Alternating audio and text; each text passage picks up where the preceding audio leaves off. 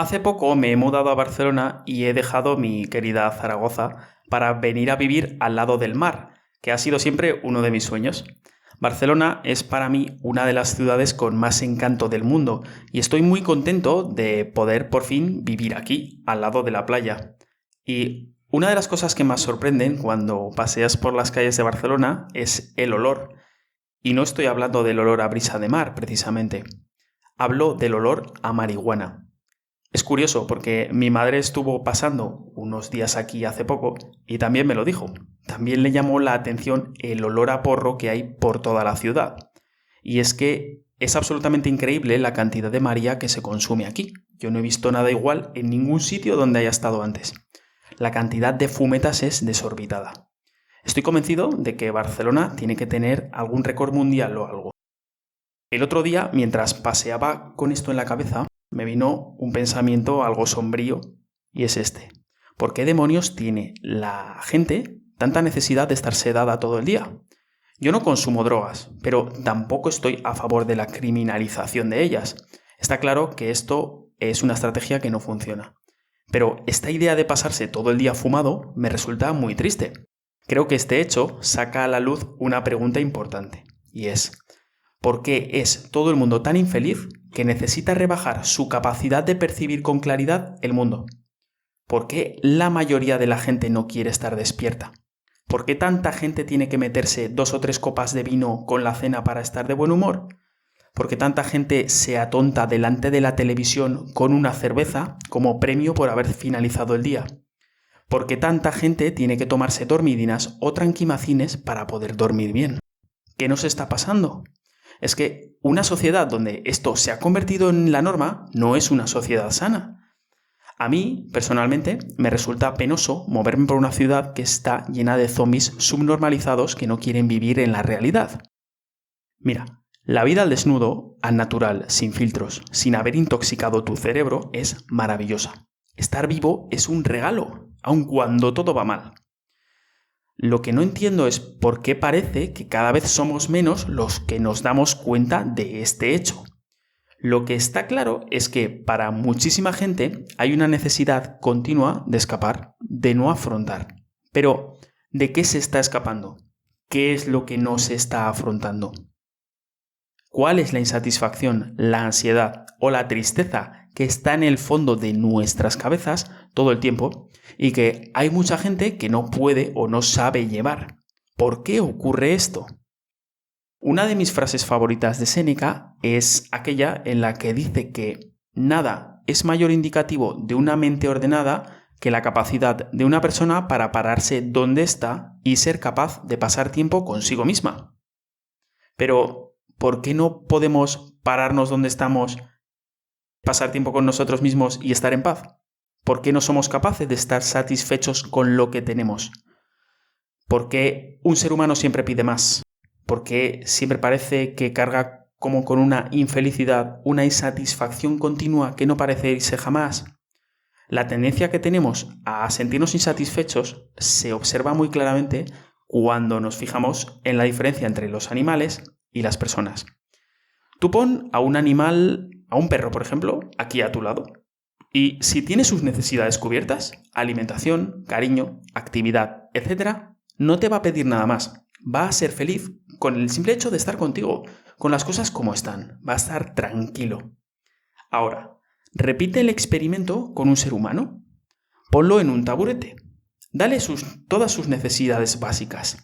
En cuestión de minutos o segundos se va a quejar. Va a encontrar algo que le molesta. La silla no le gustará. O a lo mejor es que le duele algo. Empezará a divagar. Pensará, por ejemplo, en cuándo llega la cena. O hará planes para conseguir más de lo que quiere y menos de lo que no quiere. Pensará en cosas de las que se arrepiente, que a lo mejor sucedieron en el pasado. También tendrá fantasías sobre el futuro. Estará triste porque hay algo que no puede conseguir. O se aburrirá porque nadie le da conversación, etcétera, etcétera. Y esto es algo de lo que ya se dio cuenta Buda, algo que dijo en su primer discurso. La primera de sus 4 nobles verdades, que dice: la vida es dukkha, queriendo decir que la vida es sufrimiento, o mejor dicho, insatisfacción. Lo más curioso es que ahora, 2500 años después, la ciencia está dando la razón al budismo. La teoría evolutiva está demostrando que esto es así. Tenemos una tendencia al sufrimiento que parece estar grabada en nuestros genes. Así que vamos a examinar por qué. Vamos a ver cuál es la explicación científica de que el ser humano tenga que estar insatisfecho siempre. Para empezar, tenemos que entender la teoría de la evolución por selección natural y, en concreto, cómo se relaciona esta con nuestros genes. La teoría de la evolución por selección natural, que fue propuesta por Charles Darwin, nos dice que todas las especies comparten un ancestro común, y esto es debido a que las especies van cambiando a lo largo del tiempo y lo hacen en base a lo que se llama selección natural. Por tanto, el papel de la evolución en este caso, el de la selección natural, es ir mejorando gradualmente a los individuos y así aquellos que están mejor equipados para adaptarse al entorno en el que viven son los que sobreviven y por tanto son los que pasan sus genes a la siguiente generación. De lo que se deduce que la evolución es ciega. No hay un plan maestro o un diseño establecido desde el principio. Por tanto, la evolución no tiene ninguna necesidad de crear individuos felices, solo de crear individuos que sobreviven y se reproducen, que lo hacen de manera efectiva en el entorno en el que viven. Así que, volviendo al tema del que estábamos hablando, la pregunta que nos tenemos que hacer es: ¿qué individuo está mejor equipado para sobrevivir y para reproducirse? ¿Uno que es feliz siempre o uno que es feliz a veces y está insatisfecho la mayor parte del tiempo? Vamos a verlo. Imagina que te pusieras a diseñar un ser vivo desde cero. Es seguro que como parte de sus funciones básicas quisieras que 1. Se mantuviera vivo, que no se te muriera, y 2. Que se reprodujera y por tanto dejara descendencia. Por supuesto, esto en realidad no es cierto. La evolución no diseña nada. La evolución no piensa. La evolución por selección natural opera haciendo diminutos cambios aleatorios a lo largo de inmensos periodos de tiempo. Pero por ahora, para nuestro ejemplo, vamos a ignorar este hecho. En primer lugar, seguramente vas a querer que este ser vivo se alimente. Y, si es posible, que lo haga con alimentos ricos en energía. Para ello, ¿qué haces? Haces que comer, incluso comer cosas ricas en grasas o azúcares, alimentos que le proporcionen energía que pueda usar rápidamente, le resulte muy placentero. Y para ello, ¿qué haces? Creas una necesidad, una insatisfacción continua que calmará cada vez que coma. Sigamos también. Si quieres que se reproduzca, ¿qué haces? Haces que su cuerpo le premie con un placer sensorial exquisito cada vez que mantenga sexo. Haces que le guste tanto que lo busque de manera activa hasta que lo tenga y quede satisfecho. Y aquí viene la clave. Piensa por un momento. ¿Cuánto tiempo sobreviviría tu ser vivo si cuando comiera algo se quedara tranquilo para siempre? Seguramente no mucho, ¿verdad? Piénsalo. Comería una vez y se quedaría satisfecho sin hambre. Podría olvidarse de comer. Si no haces que para él sea incómodo no tener nutrientes en el organismo, podría llegar a morir por falta de alimento, ya que no lo buscaría activamente. Lo mismo ocurre con la reproducción. Si este organismo que estamos creando tuviera sexo una vez en su vida y se quedara en un estado de placer o de orgasmo eterno, no volvería a buscar nunca una pareja sexual. ¿Para qué iba a hacerlo? Al hacer esto, rebajaría significativamente sus posibilidades de pasar los genes a la siguiente generación. Intentaría reproducirse una vez y viviría en un éxtasis el resto de su vida. Por tanto, ¿qué haces tú en este ejemplo? ¿Qué ha hecho la evolución a lo largo de millones de años? Hacer que esta satisfacción sea pasajera, temporal, que el placer dure lo suficiente como para que el individuo, cuando éste desaparezca, desee más.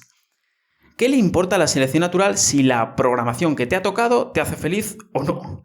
Lo que ella quiere es que te alimentes y te reproduzcas. Eso es todo. Debemos, por tanto, entender el hardware con el que nos ha tocado vivir, los cuerpos, los cerebros que poseemos. Es el único modo que tenemos para sufrir menos y para aprender a ser felices, ya que no podemos escapar de ellos, es con lo que vivimos. Y por eso, es interesante que nos detengamos un momento a ver cómo hemos llegado los humanos a tener el cerebro que tenemos. el que llaman cerebro triúnico. Si pudieras viajar atrás en el tiempo a visitar a tus ancestros hace 500 millones de años, te encontrarías con reptiles, con cerebros primitivos, solo centrados en actividades básicas de supervivencia, como son la alimentación, la lucha, la huida, la reproducción.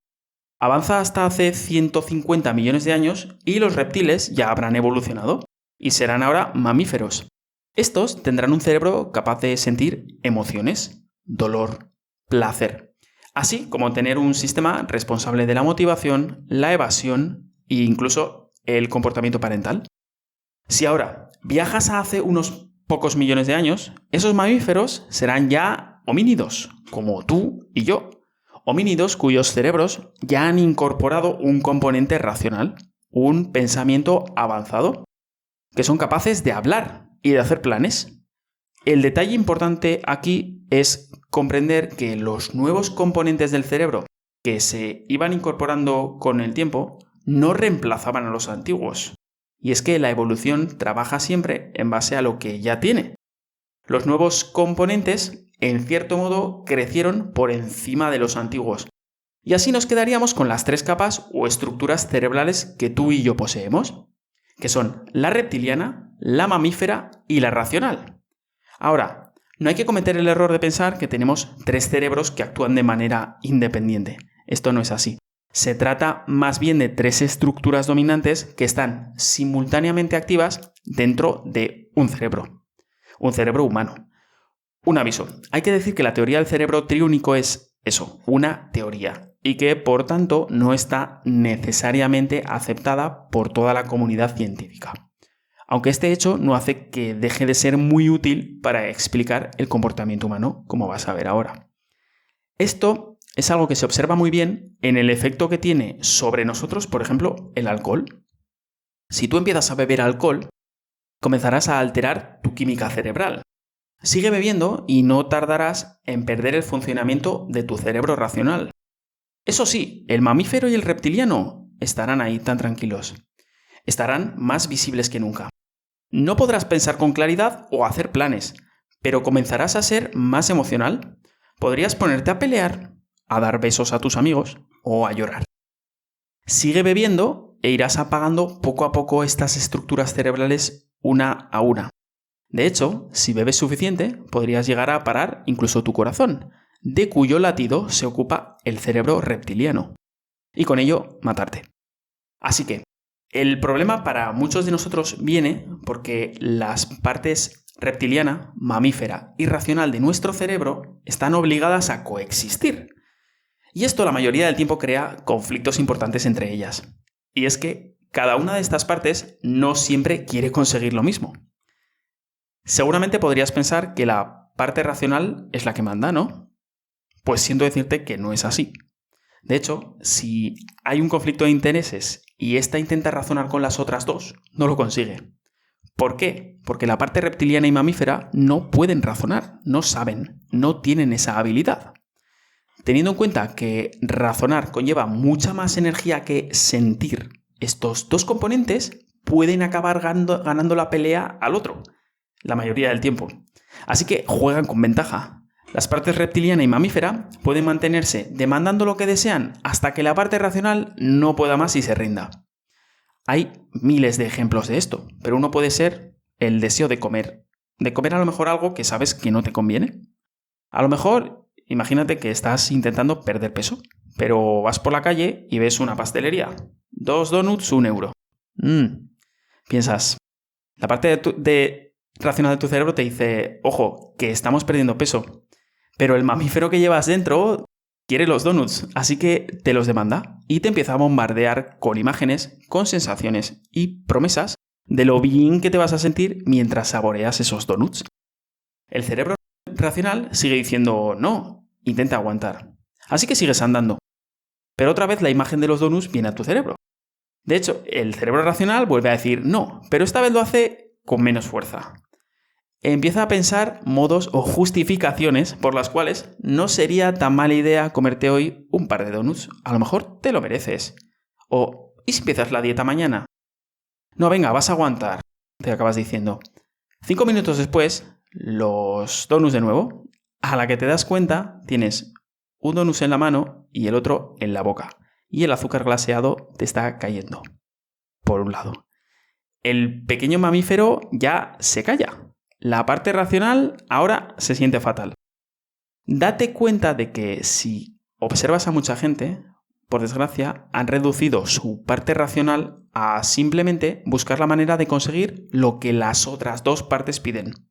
Las dos partes menos evolucionadas son las que mandan. Han convertido a la parte racional en un esclavo. Y aquí, el estoicismo ya sabe de esta tendencia que tenemos. Lo sabe desde hace más de 2000 años. Por eso, las estrategias de los estoicos siempre buscan la manera de aumentar el poder que tiene la parte racional sobre los otros dos componentes. De hecho, a veces los ejercicios estoicos enseñan incluso cómo aprovecharse de las otras dos partes, de las partes mamífera y reptiliana. Por ejemplo, sacando provecho de la energía que nos puede proporcionar el cerebro emocional para hacer cosas positivas en nuestra vida. Y todo esto muestra algo muy importante sobre los límites del estoicismo. Y es que el estoicismo solo se puede practicar cuando se dispone de un cerebro racional intacto, una parte racional que está disponible.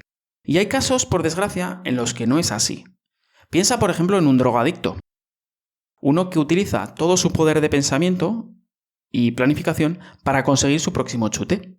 Si esa persona primero no recupera la capacidad de pensar racionalmente, es absolutamente inútil enseñarle ejercicios estoicos. Lo mismo ocurre cuando estamos movidos por una emoción muy fuerte, quizá por una pérdida muy importante en nuestra vida o por un ataque de ira. En esos momentos no podemos razonar. Hay que esperar a que la inflamación emocional baje. El estoicismo es increíblemente útil reduciendo la ansiedad o la depresión. Sin embargo, como te digo, tiene límites, no lo cura todo. En casos de depresión o ansiedad severas, es muy posible que el estoicismo no ayude o incluso algunos ejercicios sean contraproducentes. La depresión o ansiedad severas afectan a la capacidad de pensar racionalmente. La persona puede estar muy distraída como para poder centrarse en hacer ningún tipo de ejercicio estoico. Pero no todo está perdido, y es que aquí viene a nuestro rescate una práctica como es la meditación. Si sabemos meditar, en cierto modo, aprendemos a observarnos y a ser conscientes cuando uno de los cerebros más antiguos ha tomado el mando. Nos damos cuenta antes de que podemos estar a punto de perder el control, de que no vamos a actuar en nuestro interés. Y es en esos momentos cuando la aceptación incondicional de lo que nos ocurre, cuando la no identificación con lo que aparece, es tan importante. Es ahí cuando la práctica diaria, cuando esos 10, 20 o 30 minutos diarios de diligente observación de la respiración, da sus frutos. Es por eso por lo que mi receta es siempre la misma, la combinación ganadora, estoicismo más meditación. No tenemos que rendirnos a la infelicidad, podemos aprender a vivir con el cerebro que nos ha tocado. Algunas de las personas más sabias han dedicado sus vidas a pensar cómo los seres humanos podemos vivir vidas con menos sufrimiento, vidas examinadas y con sentido. Personas como Buda o Marco Aurelio, que han dejado su filosofía como regalo a la humanidad. Aprovechate de ese regalo, deja de sedarte, aprende filosofía y disfruta de la vida. Hola, aquí Julio. Solo quería decirte que esto que acabas de ver es un pequeño segmento del podcast Dando Sentido, uno que puedes encontrar completo en todas las plataformas de audio, Spotify, Apple Podcast, iVoox, Amazon Music y todas las que se te ocurran, además de en YouTube. Así que suscríbete y nos vemos.